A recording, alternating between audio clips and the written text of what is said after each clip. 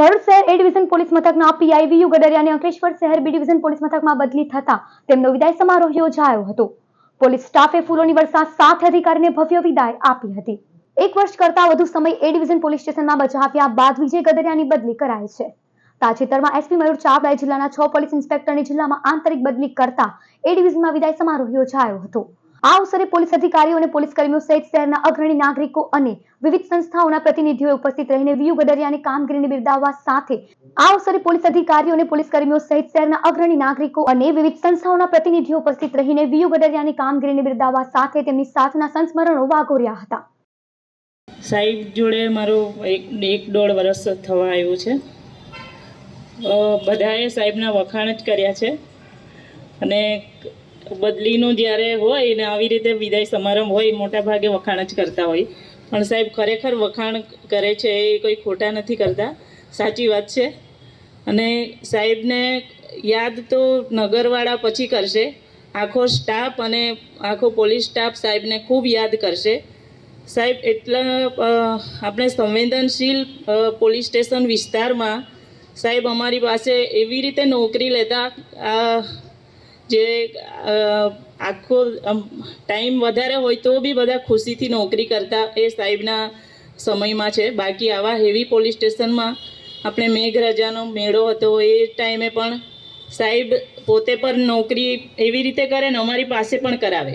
તો મને એમનો સીધો એક અનુભવ છે કે જ્યારે એક વ્યક્તિઓ હતા, મતલબ ચોક્કસ સ્પેસિફિક નથી કહેતો, પણ નારાજગી સાથે આવેલો માણસ જ્યારે સાહેબથી એટલો ઇમ્પ્રેસ થઈને ગયો કે એની નારાજગી ભૂલી અને સાહેબ માટે એણે એક વિડીયો પોસ્ટ કર્યો અને સાહેબ માટે એણે ખૂબ જ માન વ્યક્ત કર્યું. આનાથી વધારે સારી હકારાત્મકતા શું હોય કે જ્યારે એક આખું ટોળું વિરોધ લઈને આવ્યું હતું, સાહેબ એમને કેટલી સરસ રીતે સાંભળ્યા અને હેન્ડલ કર્યા હશે. એમણે મીડિયાને રિક્વેસ્ટ કરી અને સાથે એક સરસ વિડીયો બનાવીને મૂક્યો કે સાહેબના સહકારથી અમારો વિવાદ પત્યો.